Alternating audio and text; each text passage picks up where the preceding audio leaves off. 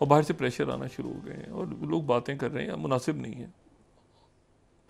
अच्छा, अब इसमें यह है कि और खिते में देखें ना, आप हालात देखें। अब वो यहाँ से जो बेलारूस के सदर गए, कितना इंपॉर्टेंट दौरा था, जो मैंने बताया बाद में कि वो दौरा कितना इंपॉर्टेंट था कि वो यहाँ से CSTO के इजलास में गए। CSTO जो है वो रशिया का एक, आप समझ लें कि उनका नेटो है, इस तरह समझ लें आप। क्योंकि इकोनॉमी का तो नहीं है, उनके एक सिक्योरिटी का ब्लॉक है, वो बड़ा इंपॉर्टेंट उसमें बेलारूस, वही आए हुए थे। सिक्योरिटी का इशू था उनका, बीच में ये सारे मामला चले। तो उसके साथ ही जो दूसरा मामला है वो देखें, ये खत्ते में, ये इलाके में जंग फैल रही है और ये जंग आगे जाके किस रुख पे जाती है हम नहीं जानते।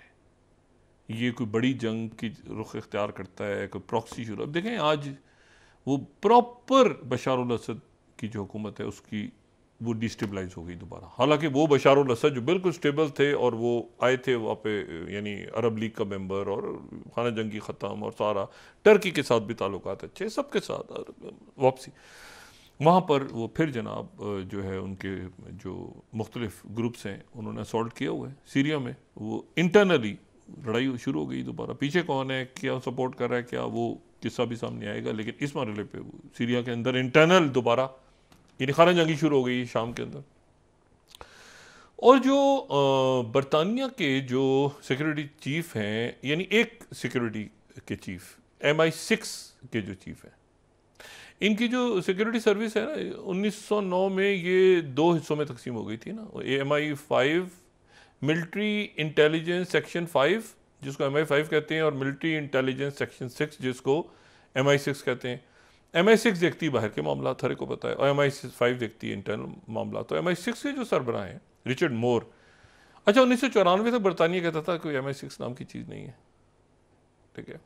और MI6 दुनिया में वैसे मशहूर भी बहुत है, उसकी वजह मैं बताता हूँ। बहरहाल रिचर्ड मोर जो उनके सरबराह हैं, उन्होंने भी आज ये बात की है कि रशिया सबोटाज करना चाह रहा है तमाम यूरोप में, तमाम यूरोप में सबोटाज करने जा रहा है। और वही बात जो ये कि क्या सेबोटाज, आज पहले भी सेबोटाज होता था, लेकिन ये जब से हाइब्रिड और इसमें साइबर भी आ गया, अब ये सारा क्या इस किस्म के अटैक्स या आर्टिकल 5 को रिवोक कर सकते हैं नहीं। तो ये एक सवाल आज उठाया है MI6 के सरबराह ने। MI5 के सरबराह भी 1-2 महीने पहले ही बात कर चुके हैं कि रशिया जो है वो तमाम, MI5 जो है वो इंटरनल सिक्योरिटी को देखती है, तो वो ही कह चुके हैं कि रशिया जो है ये बरतानिया में और सब सारे यूरोप के अंदर सेबोटाज की कार्रवाइयाँ करने जा रहे हैं। एक चंद लम्हात निकाल के मैं MI6 की बात करता हूँ। MI6 को दुनिया में लोग उसके एक एजेंट की वजह से पहचानते हैं। उसका एक एजेंट MI6 का दुनिया में बड़ा मशहूर है, और उसका जो कैरेक्टर है वो एक नावल जो इयन फ्लेमिंग के नावल्स थे, तो इयन फ्लेमिंग जब कैरिबियन में जाते थे तो कैरिबियन में जाके वो वहाँ उनका एक दोस्त था जो परिंदों के का मुताला कर रहा था, तो उसको बर्ड गाय कहते हैं, बर्ड्स गाय, यानी वो परिंदों वगैरह का। उससे इंस्पायर होके तो इयन फ्लेमिंग ने वो अपने नावल में एक फर्जी किरदार 60 की दहाई में, और उस किरदार का नाम जो है वो है जेम्स बॉन्ड। तो जेम्स बॉन्ड जो है वो उसका जो बर्ड्स ऑफ ये कैरिबियन सी की, वेस्ट इंडीज़ की बर्ड्स के ऊपर, ये जेम्स बॉन्ड एक राइटर थे, अमेरिकन राइटर थे, ये इनकी किताबें हैं। और ये जो है इनके नाम को फिर जो है वो इस्तेमाल करके, और इनके नाम से फिर वो जेम्स बॉन्ड का कैरेक्टर बना जो कि 007 MI6। और ये जो है ये इनका 1989 में इनका इंतकाल हुआ। थोड़ी सी बात करके हटते हैं, और ये उस ज़माने का, मैं आपको न्यूयॉर्क टाइम्स यहाँ कोट करता हूँ। ये 6 स्लाइड है। In 1989 James Bond ornithologist 89 Fleming adopting name for, इनकी डेथ जब हुई तो उस वक्त ये जो है ये उस वक्त उनका सारा आया। और 1962 में अगर चले जाएं, 1962 में, तो उस वक्त ये जब आए, न्यूयॉर्क आए वहाँ से कैरिबियन से, तो उस वक्त न्यूयॉर्कर मैगजीन ने 5th स्लाइड अगर हम दिखाएं, James Bond comes to New York तो वो जो है उस ज़माने में ये 13 अप्रैल 1962 का। The author Ian Fleming spend a weekend in the city to see published sorted Jamaica, ये जमीका से आए थे और लंदन होम में। तो बार एनीवे, तो एक अमेरिकन साइंटिस्ट थे जिनका नाम जेम्स बॉन्ड था और उनसे ये कैरेक्टर बना। एनीवे, तो इससे MI6 मशहूर हो गए। अब MI6 के सरबराह ने कहा है कि सैबोटाज जो है वो भी क्या आर्टिकल 5 को रिवोक करता है नेटो के। ये बात इंटरेस्टिंग। अब दूसरी जो चीज़ है वो ये कि रशिया जो है उसके जो डिफेंस मिनिस्टर हैं इस पूरे सूरत में, वो नॉर्थ कोरिया पहुंच गए। नॉर्थ कोरिया का उन्होंने दौरा किया, ज़बरदस्त उनकी मुलाकातें हुई हैं और उन्होंने कहा है कि हम जो है वो नॉर्थ कोरिया और रशिया की जो दोस्ती है वो अब नए मराहिल की तरफ जाएगी, बहुत आगे जाएंगे नॉर्थ कोरिया और रशिया। और चाइना की तरफ से कहा गया है कि ये दो मुल्कों का आपस का ताल्लुक है, हम इसमें मतलब रशिया और नॉर्थ कोरिया जो है, क्योंकि अमेरिका की तरफ से बात हो रही है कि चाइना इसमें कुछ करे, उन्होंने कहा दो मुल्कों का आपस का मामला है। शी जिनपिंग जब अभी गए थे ना G20 और ब्राज़ील में, तो एक बात उस दिन मिस हो गई थी, रास्ते में मोरक्को रुके थे। इसमें मैं बाद में बात करूँगा, मोरक्को रुके थे शी जिनपिंग। अब उसका उनकी इलेक्ट्रिक व्हीकल से क्या ताल्लुक है, उससे लंबी बात हो जाएगी, लेकिन ये बड़ी इंपॉर्टेंट बात है कि शी जिनपिंग बीजिंग आते हुए यानी ब्राज़ील में G20 और उससे पहले जो एपेक की समिट हुई थी तो वो वहाँ रुके थे।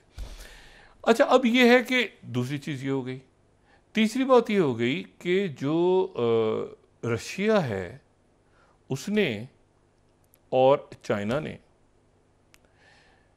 जो बड़ा ज़बरदस्त उनका लेटेस्ट बॉमर्स हैं चाइना के S6 बॉमर्स, तो उनके साथ आज पहली दफ़ा PLA ने और रशिया ने सी ऑफ जापान पे उन्होंने एक्सरसाइजेस की हैं मुश्तरका।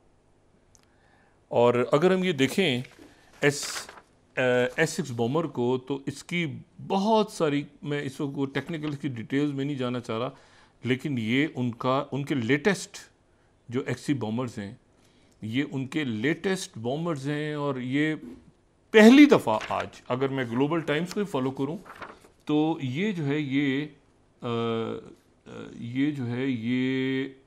26 स्लाइड अगर मैं दिखाऊं ग्लोबल टाइम्स की, तो PLA का जो एयरफोर्स H6N बॉमर्स हैं, ये इन्होंने क्रूज डेब्यू किया है 9th China Russia joint strategic air patrol over sea of Japan.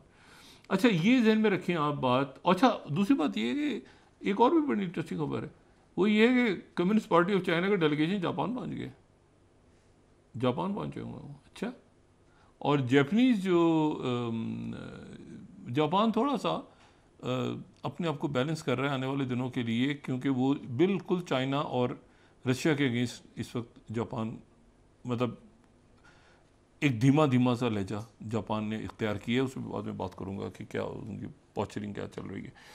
लेकिन ये बात बड़ी इंपॉर्टेंट है कि ये जो है ये अच्छा, हयात तहरीर शाम है उस पार्टी का नाम, तंजीम जो उठी है बशार अल असद के अगेंस्ट। लेकिन चाइना रशिया पेट्रोलिंग हो रही है, उधर नॉर्थ कोरिया पहुंचे हुए हैं चाइना, रशिया के डिफेंस मिनिस्टर चाइना कह रहे हैं कि ये आपस में इनका ताल्लुक है रशिया का। और यूरोप जो है, यहाँ पे यूरोप की जो मीटिंग्स हुई हैं उसमें रशिया ने आज ये इल्ज़ाम लगाया है, क्योंकि इससे पहले यूक्रेन ने कहा था कि रशिया 3 हिस्सों में तोड़ना चाह रहा है यूक्रेन को। रशिया 3 हिस्सों में, हमने डिस्कस भी किया था, 3 हिस्सों में तोड़ना चाह रहा है। एक जो है वो डिस्प्यूटेड टेरिटरी हो जाएगी, एक जो दरमियान में वो प्रो रशियन स्टेट बन जाएगी, और एक जो है वो रशिया की टेरिटरी ऑलरेडी जा चुकी है क्रीमिया वगैरह के इलाके दोनबास के।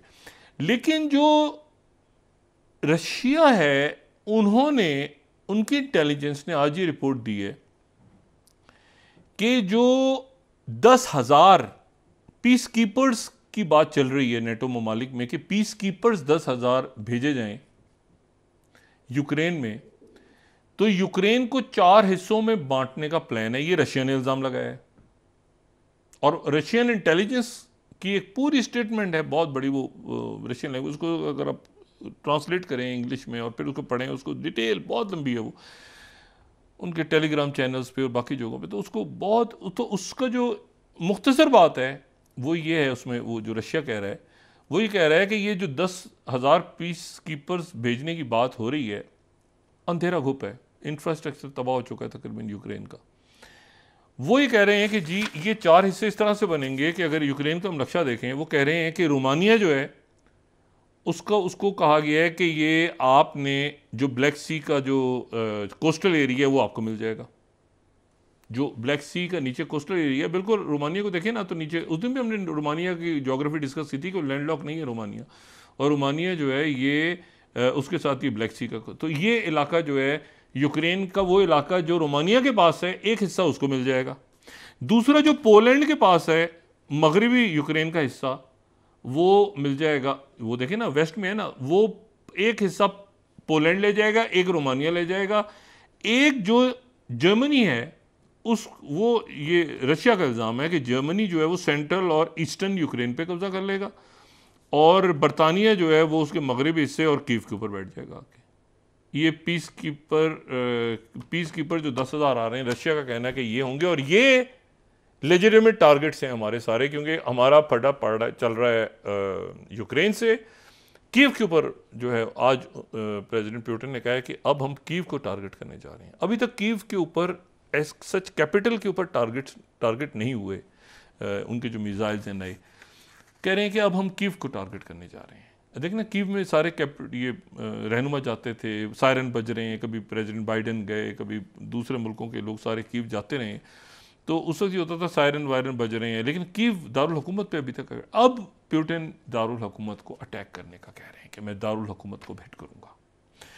साथ ही जो है वो एक फ्रेजाइल सा, एक बहुत ही धीमा सा, जिसमें गज़ा पे भी बॉम्बिंग जारी है मुसलसल, और उधर जो है वो हिजबुल्लाह जो है वो उधर से, इसराइल कह रहा है कि इन्होंने बॉम्बिंग की है, उधर से ये जवाब दे रहे हैं, उधर से हिजबुल्लाह किसी किस्म के अपने हथियार नहीं फेंकेगी, कागज़ पे वो मुआहदा वजह से साइन हो जाए, कोई किसी पे ट्रस्ट नहीं कर रहा।